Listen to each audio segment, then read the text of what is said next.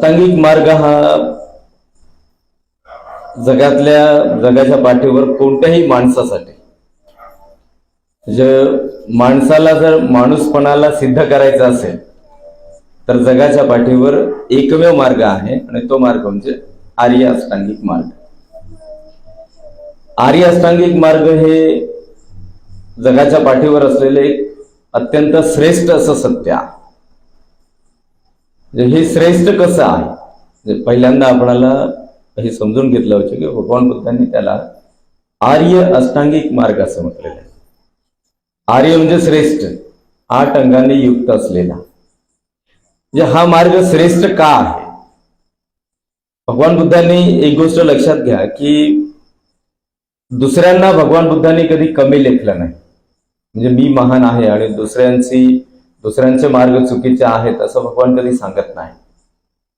पण मग अष्टांगिक मार्गाला भगवान बुद्धांनी श्रेष्ठ म्हणण्याचे कारण काय? म्हणजे श्रेष्ठ यासाठी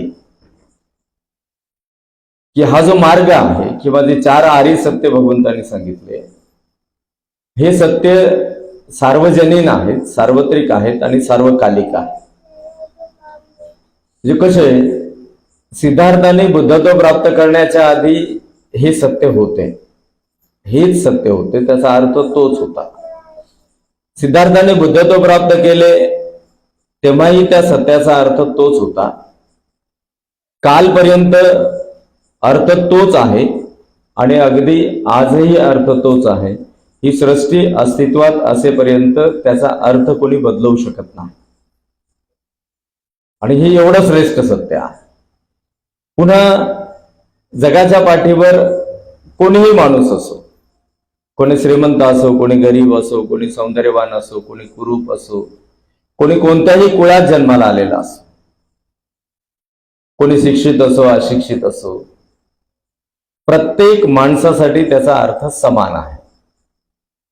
आणि तिसरे म्हणजे जगाच्या पाठीवर कोणत्याही प्रांतात, कोणत्याही देशात असलेल्या माणसासाठी त्याचा अर्थ तोच आहे. अमेरिकेतल्या माणसासाठी देखील त्याचा अर्थ तोच आहे, पाकिस्तानातल्या माणसासाठी देखील तोच आहे. आणि म्हणून हे सत्य श्रेष्ठ सत्य आहे. हे जोपर्यंत कळणार नाही तोपर्यंत मार्गाचा अर्थ कळणार नाही. म्हणजे हे त्या मार्गाचं मूल्य आहे. आर्य अष्टांगिक मार्गाचं जे मूल्य आहे ते हे आहे की हा आर्य अष्टांगिक मार्ग आणि बुद्धांनी सांगितलेले जे सत्य आहेत ते सत्य सार्वजनीन आहेत, सार्वत्रिक आहेत आणि सार्वकालिक आहेत. त्यामुळे हा मार्ग किती महान आहे याचा अंदाज आपल्याला येतो. आर्य अष्टांगिक मार्ग हा माणसासाठी किती महत्वपूर्ण ठरतो किंवा बुद्ध धम्म आणि संघाच्या अनुयायांच्यासाठी विशेषतः. जे तुम्हाला कदाचित हे ठाऊक नसेल की सिद्धार्थाने बुद्धत्व प्राप्त केले. सिद्धार्थाने बुद्धत्व प्राप्त केले त्यावेळेला 1 आठवडा महाबोधी वृक्षाखाली ते बसलेले होते आणि त्या एका आठवड्यात त्यांनी 37 धर्माचा अवलंब केला होता. त्याला बोधिपाक्ष्य धर्म म्हणतात. बोधिपाक्ष्य म्हणजे बुद्धत्वाला प्राप्त करून देणारे. तर त्या 37 धर्माचा सिद्धार्थाने अवलंब त्यावेळेला केला होता, ज्यामध्ये 4 स्मृतिप्रस्थान, 4 सम्यक प्रधान, 4 रिद्धिपाद, 5 बल, 5 इंद्रिय, 7 बोधांग आणि आर्य अष्टांगिक मार्ग यांचा समावेश होता. म्हणजे आर्य अष्टांगिक मार्ग हा बुद्धत्व प्राप्त केल्यानंतरचा उपदेश आहे असे तुम्हाला वाटत असेल, पण आर्य अष्टांगिक मार्गाचा अवलंब सिद्धार्थाने बुद्धत्व प्राप्तीच्या आधीच केलेला आहे. आर्य अष्टांगिक मार्ग म्हणजे बुद्धत्वाची पृष्ठभूमी आहे आणि आर्य अष्टांगिक मार्गाचा अवलंब आणि बुद्धत्व प्राप्ती हा एकरूप असलेला क्षण आहे.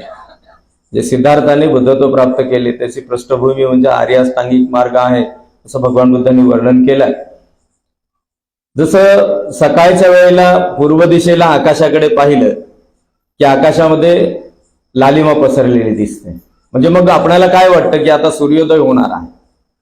जे सूर्योदयाची पृष्ठभूमी अशी की सकाळच्या वेळेला पूर्व दिशेला आकाशामध्ये लालिमा पसरते. तसं सिद्धार्थाला बुद्धत्वाची पृष्ठभूमी या आर्य अष्टांगिक मार्गामध्ये दिसली आणि आर्य अष्टांगिक मार्गाचा अवलंब करून सिद्धार्थ हे सम्यक संबुद्ध झाले.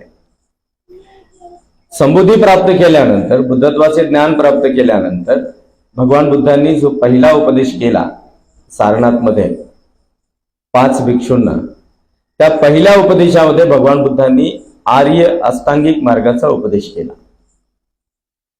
आता या दोन गोष्टी किती महत्वपूर्ण आहेत आपल्याला लक्षात येतं. बुद्धत्व प्राप्तीच्या आधी सिद्धार्थाने अष्टांग मार्गाचा अवलंब केला. बुद्धत्व प्राप्तीनंतर पहिला उपदेश करत असताना त्यांनी अष्टांग मार्गाचा उपदेश केला आणि त्यानंतर 45 वर्षपर्यंत असंख्य वेळा, त्याची गिनती नाही, त्रिपिटकामध्ये कोणी मोजू शकत नाही, एवढ्या अधिक वेळा म्हणजे असंख्य वेळा अष्टांगिक मार्गाचा त्यांनी उपदेश केला. कधी एक मार्ग, कधी 2, कधी 3, कधी 4, तर कधी 5, 6, 7, 8 आणि वारंवार भगवान बुद्धांनी अष्टांगिक मार्गाचा उपदेश केला. पण हा अष्टांगिक मार्ग आहे काय? याच्यामध्ये 8 अंग आहेत. अष्टांगिक मार्ग म्हणजे 3 तत्वज्ञान आहेत, 3 सिद्धांत आहेत. त्या अष्टांगिक मार्गामध्ये 3 सिद्धांत आहेत, म्हणजे 3 सिद्धांतात अष्टांगिक मार्गाला विभाजित केलंय. त्यातला एक सिद्धांत म्हणजे शील, दुसरा म्हणजे समाधी आणि तिसरा म्हणजे प्रज्ञा. शील, समाधी आणि प्रज्ञा अष्टांगिक मार्गाचे हे 3 अंग आहेत, हे 3 प्रमुख सिद्धांत आहेत. आणि मग बुद्धत्व प्राप्तीनंतर 45 वर्ष भगवान बुद्धांनी जो काही उपदेश केला, तर भगवान बुद्धाच्या 82,000 विषयात असलेल्या, त्याला स्कंद म्हणतो आमच्या भाषेत, त्रिपिटकाच्या भाषेमध्ये 82,000 स्कंदामध्ये भगवंतांनी जो उपदेश केला, त्यातल्या प्रत्येक उपदेशाचा आधार अष्टांगिक मार्ग आहे. म्हणजे एकतर भगवान बुद्धांनी उपदेश केला त्यामध्ये शील आहे, एकतर समाधी आहे, एकतर प्रज्ञा आहे. जे शील, समाधी आणि प्रज्ञा बुद्धाच्या धम्माचा प्रमुख आधार आहे. आणि शील, समाधी, प्रज्ञा म्हणजे अष्टांगिक मार्ग आहे. हे झालं भगवान बुद्धाच्या बाबतीत. अष्टांगिक मार्गाच्या बाबतीमध्ये जर आपल्या बाबतीमध्ये जर जाणायचं झालं तर डॉक्टर बाबासाहेब आंबेडकरांनी धर्मांतर केलं आणि धर्मांतराच्या पहिल्या दिवशी बाबासाहेब आंबेडकरांनी 22 प्रतिज्ञा दिल्या. तर त्या 22 प्रतिज्ञांच्या मध्ये एक प्रतिज्ञा आहे, मी अष्टांग मार्गाचे पालन करीन. जे बौद्ध धम्माचं आचरण करण्यासाठी ज्यांनी धर्मांतरामध्ये दीक्षा घेतली, त्यांचं पहिलं पाऊल आहे बौद्ध धम्माचं आचरण करण्यासाठी अष्टांगिक मार्गाचा अवलंब करण्याचं. म्हणजे अष्टांगिक मार्ग हा बौद्ध जीवन मार्गामध्ये किती महत्वपूर्ण ठरतो, बाबासाहेब आंबेडकरांच्या उदाहरणातून तर ते अत्यंत स्पष्ट होते की बाबासाहेब आंबेडकरांनी धर्मांतराच्या पहिल्या दिवशी भाषण दिलं नाही. बाबासाहेबांनी प्रतिज्ञा दिल्या आणि तो दिवस गेला. तर पहिल्या दिवशी म्हणजे पहिलं पाऊल, तुम्ही धर्मांतरित असणारे लोक बौद्ध धम्माचं आचरण करण्याचं पहिलं पाऊल उचलत आहात, तर त्या पहिल्याच पावलावर तुम्हाला अष्टांगिक मार्ग बाबासाहेब आंबेडकर लक्षात आणून देतात. जे बौद्ध जीवन मार्गाची सुरुवात अष्टांगिक मार्गाने होते. हे अष्टांगिक मार्गाचं मूल्य आहे. त्या अष्टांगिक मार्गाशिवाय बौद्ध धम्म नाही, अष्टांगिक मार्गाशिवाय बौद्ध जीवन मार्ग नाही किंवा बुद्धाच्या अनुयायांचं जीवन जगणं नाही. मग आता ही ट्रॅजेडी आहे आपल्यासाठी की आपल्याला अष्टांगिक मार्गाचे 8 अंग कोणते ते ठाऊक नाहीत तुम्हाला. मी न विचारता सांगतो की तुम्हाला ते ठाऊक नाही आहेत का? कोणाला ठाऊक? सांग. नाही सांगितले, पण ते सांगितले ते नळी फुंकली सोनारे इकडून तिकडे गेल्यावर, इकडून ऐकलं तिकडून सोडून दिलं. सांगितलं तर मुखपाठ आहे का? कोणाला सांगा, कोणाला लक्षात आहे का? नाही.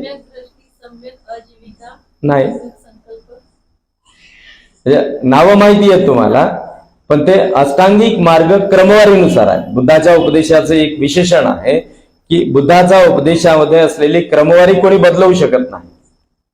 हे तुम्हाला पुढे लक्षात येईल की तुम्ही जे सांगत होतात ते रॉंग कसं मी म्हणालो. म्हणजे अष्टांगिक मार्गाचा अवलंब केल्याशिवाय बौद्ध धम्माचं अनुसरण कोणी करू शकत नाही. आता आपण स्वतःला बौद्ध म्हणतो, ती आपली मर्जी आहे, आपल्याला कोण अडवणार आहे?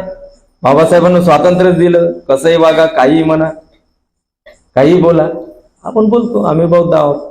पण खरं तर बौद्ध जीवन मार्गाचं अनुसरण, बौद्ध पद्धतीने जीवन जगायचं असेल तर पहिलं पाऊल आहे आर्य अष्टांगिक मार्ग.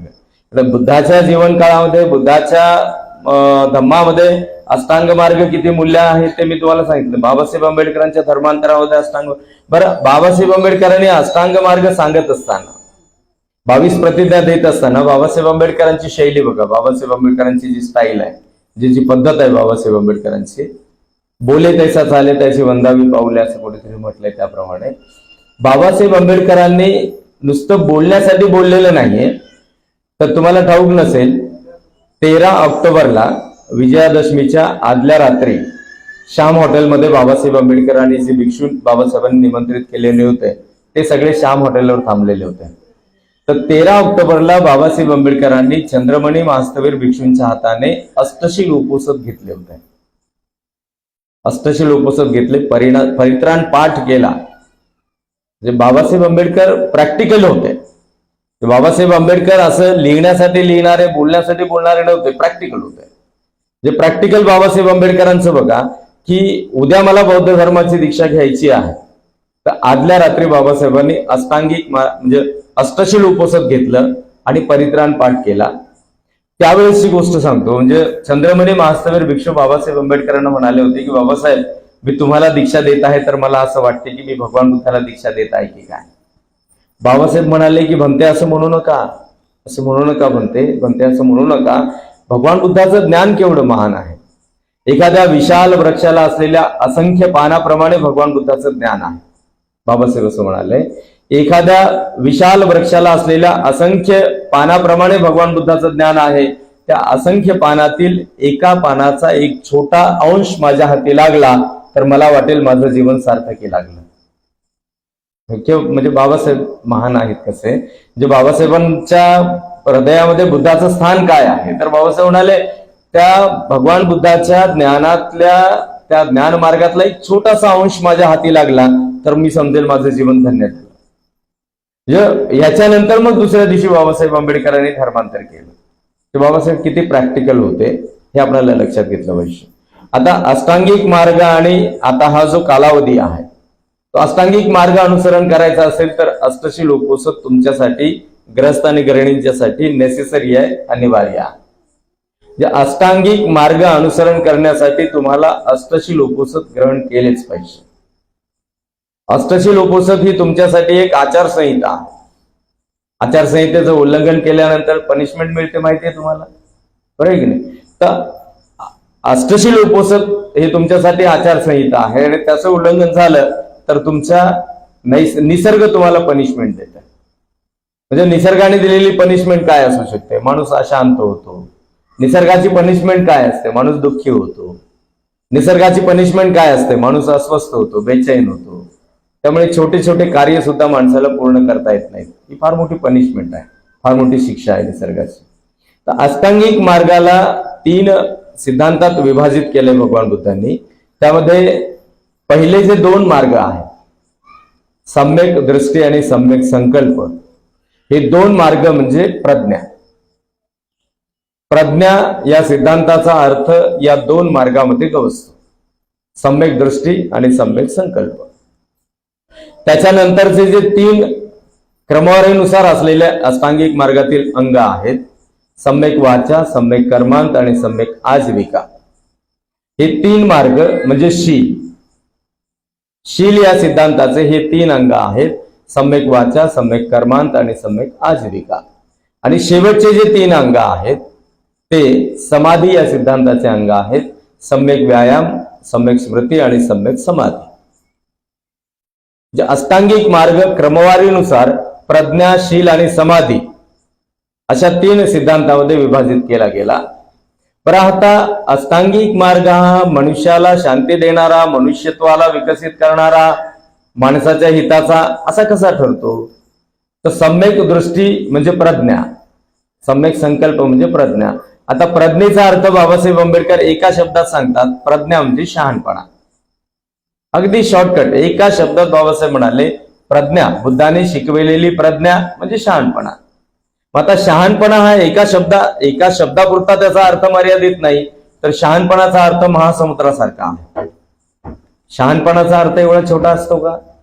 शहाणपणाचा अर्थ फार मोठा असतो.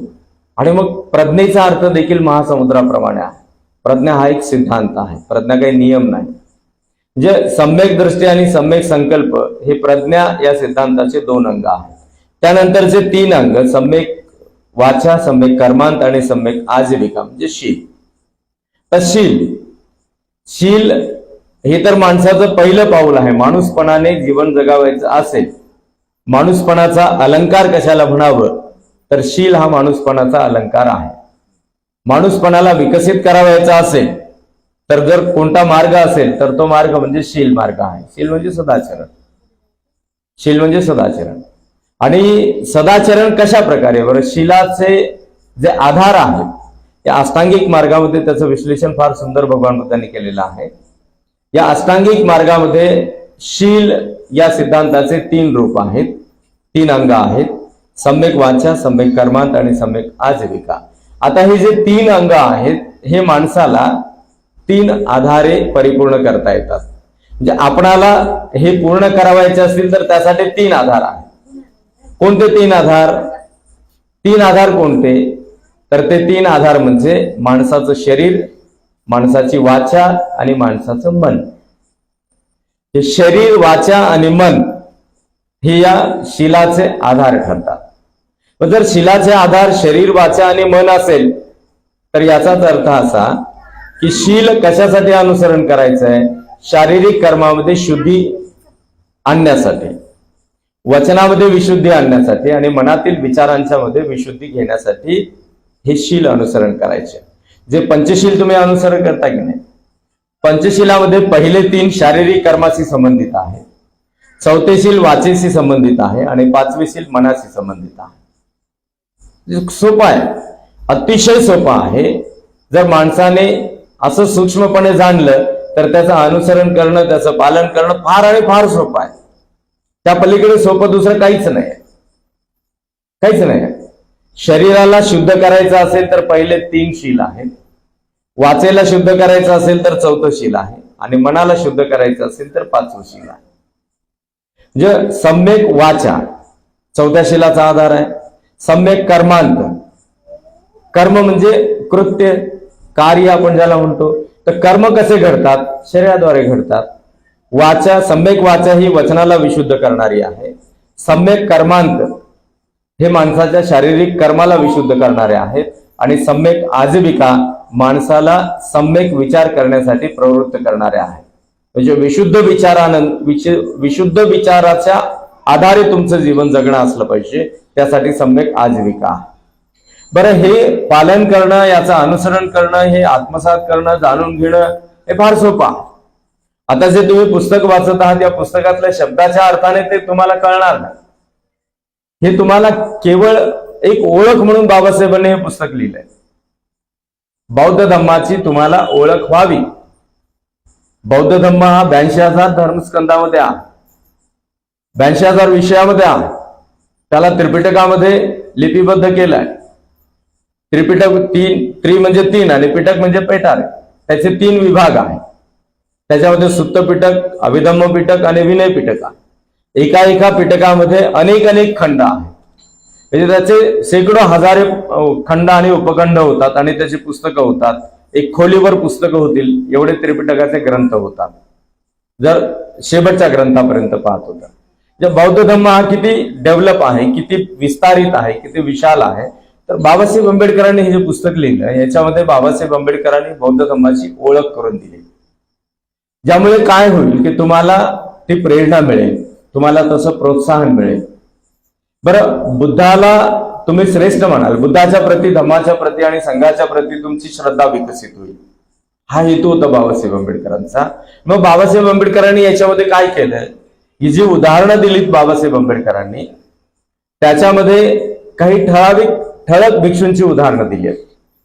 जे भगवान बुद्धाच्या काळामध्ये हजारोच्या संख्येने भिक्षू होते, तर बाबासाहेब आंबेडकरांनी यामध्ये काही ठराविक भिक्षूंची उदाहरणं दिली, ज्या भिक्षूंच्या उदाहरणातून वाचन करणाऱ्याला प्रेरणा मिळेल, बौद्ध धर्माकडे उत्स्फूर्तपणे तो प्रेरित होईल आणि बौद्ध धर्माचे अनुसरण करेल. हा उद्देश होता त्याचा. काही ठळक घटना बाबासाहेबांनी त्यामध्ये उल्लेख केला, जसं अंगुलीमालाची दीक्षा, अंगुलीमालाचं वर्णन बाबासाहेबांनी केलं, विशाखेचं वर्णन केलं. म्हणजे काही ठळक राजांची बाबासाहेबांनी त्याच्यामध्ये उल्लेख केलाय. राजा बिंबिसार असेल, राजा प्रसेनजित असेल, काही ठराविक उपासक आहे, तानाथ पिंडक असेल, अशी काही उदाहरणं दिलीत. ती तुम्हाला उदाहरणं जाणल्याच्या नंतर कळेल की बुद्ध किती महान आहे. जे बुद्धाची जी समता, स्वातंत्र्य, बंधुत्व आणि न्याय ही जी 4 मूलभूत तत्व बुद्धाच्या तत्वज्ञानामध्ये आपल्याला मिळतात, ते या पुस्तकाचा सार तुम्हाला त्यामध्ये लक्षात येतो. की याच्यामध्ये बाबासाहेब भगवान बुद्धाची समता किती महान होती.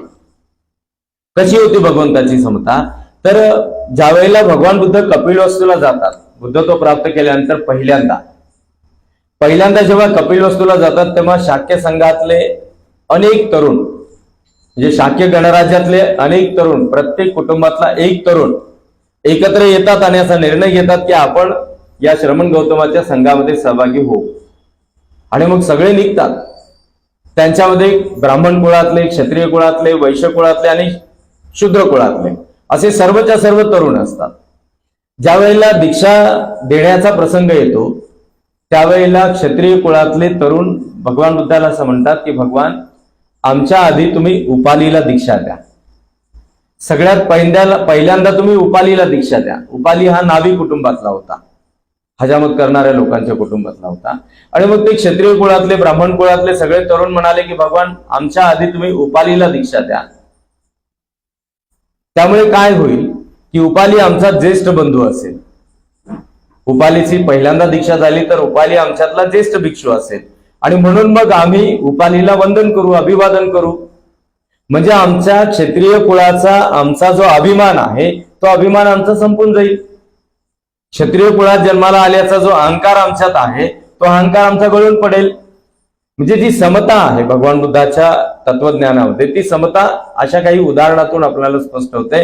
बाबासाहेब आंबेडकरांनी आपल्याला त्या बुद्धाच्या तत्वज्ञानाशी याच्यातून परिचित केलाय. अष्टांगिक मार्गाबद्दल मी सांगत होतो की हा अष्टांगिक मार्ग मनुष्यासाठी एक अलंकार आहे. मनुष्यासाठी मनुष्यत्वाला विकसित करण्याचा तो सर्वश्रेष्ठ मार्ग आहे. त्याला आपण संपत्ती असं सुद्धा म्हटलं पाहिजे. आर्य अष्टांगिक मार्ग माणसासाठी संपत्ती आहे. बरं, आता संपत्तीचा वापर तुम्ही कशासाठी करता? सुखानं राहण्यासाठी म्हणता की नाही? तुम्ही असं म्हणता की संपत्तीचा वापर मी सुखानं राहण्यासाठी आणि प्रतिष्ठेनं जगण्यासाठी करतो. म्हणजे तुम्ही संपत्ती मिळवण्यासाठी जी धडपड करत असता, तर तुमचं उद्दिष्ट असतं की संपत्ती असली म्हणजे प्रतिष्ठा असेल, संपत्ती असली म्हणजे सुख असेल. भगवान बुद्धांनी सांगितलं त्यापेक्षा उलटा विचार आपण करतो. जे बुद्ध याबद्दल जे सांगतात ते उलट आहे आणि आपण बुद्धांनी सांगितलं त्याच्या विरोधात विचार करतो. बरं, जर समजा कोणी एखादा माणूस असं म्हणत असेल की संपत्ती म्हणजे माझी प्रतिष्ठा आणि संपत्ती माझं सुख आहे, मग आपण असं गृहीत धरू की एखाद्या वेळेला त्या माणसाची संपत्ती राजाने जप्त केली. राजाने जर संपत्ती जप्त केली तर त्याचा अर्थ असा होईल की याचं सुख जप्त झालं, त्याची प्रतिष्ठा जप्त झाली. बरं की नाही? आता ते ईडी प्रकरण काहीतरी भानगड आली की नाही तुमच्याकडे? म्हणजे अब्जोपती असलेल्या लोकांची संपत्ती सरकार, राजा म्हणजे सरकार ना, सरकार जप्त करते, त्यावेळेला त्यांची अवस्था काय होते? बरं की नाही? म्हणजे बुद्ध सांगतात ते व्यावहारिक धर्मामध्ये प्रत्येक माणसासाठी किती उपकारक ठरते. बुद्ध असं म्हणतात की संपत्ती सुखाची आणि प्रतिष्ठेचा आणि सुखाचा आधार होऊ शकत नाही. राजाने जर संपत्ती जप्त केली तर याचा अर्थ असा मानावा का की संपत्ती जप्त झाली, सुख जप्त झालं? किंवा एखाद्या वेळेला संपत्ती चोराने चोरून नेली. चोर चोरून नेतात. भगवान बुद्धाच्या काळातही चोर होते, नंतरच्या काळातही होते, कालपर्यंत होते, आजही आहेत आणि भविष्यातही राहतील, नाही का? मग आता संपत्ती जर चोराने चोरून नेली तर याचा अर्थ असा होईल की जो माणूस असं म्हणतो की माझं सुख आणि माझी प्रतिष्ठा म्हणजे संपत्ती आहे, याचा अर्थ असा होईल की त्याचं सुख आणि त्याची प्रतिष्ठा चोरीला गेली. म्हणजे सुख चोरीला जात असेल तर त्याला सुख कसं म्हणता येईल? प्रतिष्ठा चोरीला जात असेल तर ती प्रतिष्ठा कशी असू शकते? हे की नाही? किंवा मग असं समजा संपत्ती कधी कधी अग्नीत जळून खाक होते. संपत्ती अग्नीत जळून खाक झाली तर याचा अर्थ असा होईल की जो माणूस म्हणतो की माझी संपत्ती म्हणजे माझी प्रतिष्ठा, माझी संपत्ती म्हणजे माझं सुख, म्हणजे मग याचा अर्थ असा होईल की त्याची प्रतिष्ठा जळून खाक झाली, त्याचं सुख जळून खाक झालं. म्हणजे मग ती सुख असू शकते का? ती प्रतिष्ठा असू शकते का? किंवा एखाद्या वेळेला संपत्ती नदीच्या पुरात वाहून गेली, म्हणजे मग याचा अर्थ असा होईल की जो माणूस म्हणतो संपत्ती म्हणजे माझी प्रतिष्ठा आणि माझं सुख आहे, तर त्याचं सुख आणि त्याची प्रतिष्ठा नदीत वाहून गेली. वाहून जाणारी प्रतिष्ठा असेल तर ती प्रतिष्ठा नाही, वाहून जाणारं सुख असेल तर ते सुख नाही. म्हणजे भगवान बुद्धांनी प्रतिष्ठा किंवा सुख कशाला म्हटलंय, संपत्ती कशाला म्हटलंय, तर हा आर्य अष्टांगिक मार्ग माणसासाठी संपत्ती आहे. तुम्ही जे सामान्य माणसं म्हणता की नाही प्रतिष्ठा म्हणजे सुख म्हणजे संपत्ती आहे, तर भगवान बुद्ध असं म्हणतात की आर्य अष्टांगिक मार्गाचं अनुसरण करा म्हणजे तुम्हाला प्रतिष्ठा मिळेल, आर्य अष्टांगिक मार्गाचं अनुसरण करा म्हणजे तुम्हाला सुख मिळेल. म्हणजे आर्य अष्टांगिक मार्ग हा जर त्या दृष्टीने आपण पाहतो म्हटलं तर ती आपल्यासाठी संपत्ती आहे, माणसासाठी ती संपत्ती आहे. माणसासाठी सुख म्हणून काही असेल तर तो आर्य अष्टांगिक मार्ग आहे.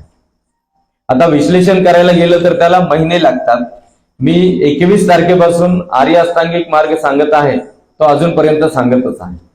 म्हणजे आता उद्या 1 महिना होत आहे पौर्णिमेला, तर एवढ्या एका तासात आपल्याला ते ऐकून घेता येत नाही. पण मी तुम्हाला एक परिचय, त्याचं मूल्यांकन, त्याचं मूल्य सांगत आहे की तू किती महत्वपूर्ण आहे, किती श्रेष्ठ आहे. तर आर्य अष्टांग मार्ग हा आपल्यासाठी प्रतिष्ठा आहे, आर्य अष्टांग मार्ग आपल्यासाठी ही संपत्ती आहे.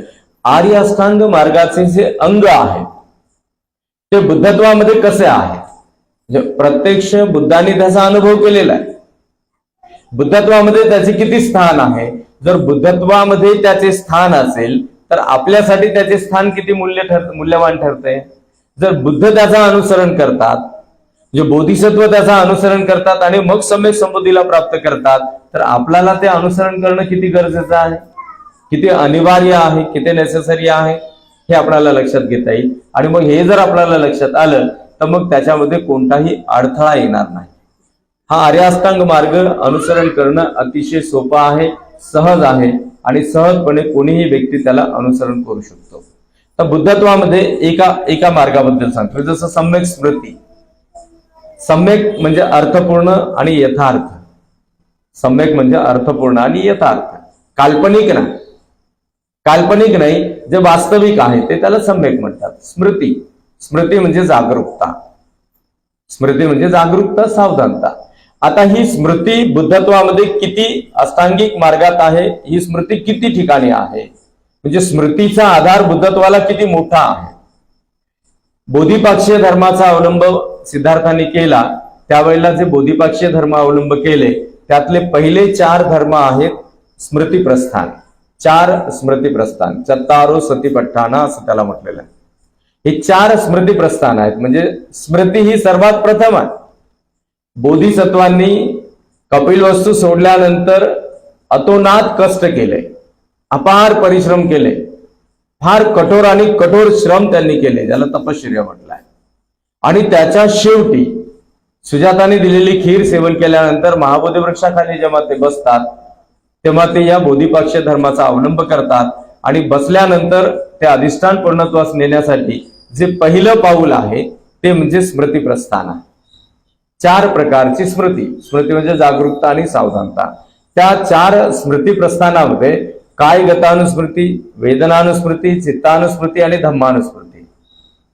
काय गतानुस्मृती, कायेच्या गतीची जागरूकता, कायेच्या अवस्थेची जागरूकता, त्याबद्दलची सावधानता. वेदनानुस्मृती, कायेत उत्पन्न होणाऱ्या संवेदनांची स्मृती, जागरूकता.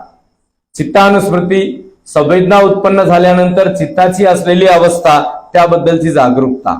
आणि धम्मानुस्मृती, धम्म म्हणजे स्वभाव, हा स्वभाव बनविते, संस्कार उत्पन्न करते, त्याबद्दलची जागरूकता.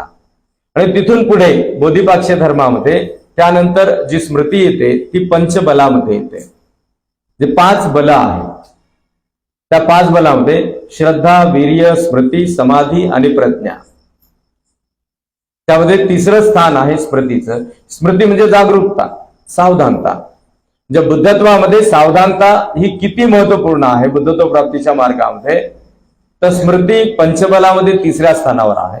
त्यानंतर बोधिपाक्षीय धर्मामध्ये येतात ते इंद्रिय, पंचेंद्रिय. पंचेंद्रिय सुद्धा हेच श्रद्धा, वीर्य, स्मृती, समाधी आणि प्रज्ञा.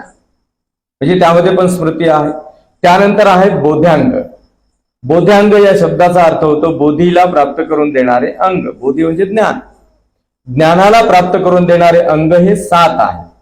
आणि त्या 7 बोध्यांगामध्ये पहिलंच बोध्यांग आहे ते म्हणजे स्मृती संबोध्यांग. स्मृती संबोध्यांग म्हणजे इथे पण स्मृती आहे. आणि शेवटचा जो बोधिसत्वाने अवलंब केलेला मार्ग आहे तो आर्य अष्टांग मार्ग. आणि त्या आर्य अष्टांग मार्गामध्ये सुद्धा सम्यक स्मृती आहे. म्हणजे आर्य अष्टांगिक मार्गातलं प्रत्येकच अंग बुद्धत्वामध्ये किती किती आणि किती अर्थपूर्ण ठरतं आणि ते किती किती वास्तव आहे. म्हणजे सिद्धार्थाने बुद्धत्व प्राप्त केलं आणि बुद्धत्व प्राप्तीनंतर 45 वर्षे त्यांनी उपदेश केला. तो नुसता उपदेश करावयाचा म्हणून उपदेश केला नाही, तर उपदेश करण्यामध्ये त्यांच्या तथ्य काय होतं हे जर आपल्याला शोधता आलं तर आपल्याला हे लक्षात येईल की सिद्धार्थाने पहिल्यांदा त्याचा अवलंब केला, बुद्धांनी प्रत्यक्ष त्याचा अनुभव केला आणि अनुभवानंतरच भगवान सम्यक संबुद्धाने त्याचा उपदेश केला. जे या आर्य अष्टांगिक मार्गातलं कोणतंही अंग, आता पहिलं अंग आहे सम्यक दृष्टी. मी अगदी शब्दशः अर्थाने तुम्हाला सांगतो थोड्याच वेळामध्ये. सम्यक म्हणजे अर्थपूर्ण आणि यथार्थ असलेली, सत्य असलेली. दृष्टी म्हणजे हाडामासाच्या डोळ्याची दृष्टी ना. दृष्टी म्हणजे दृष्टिकोन. दृष्टिकोन म्हणजे विचार किंवा सिद्धांत.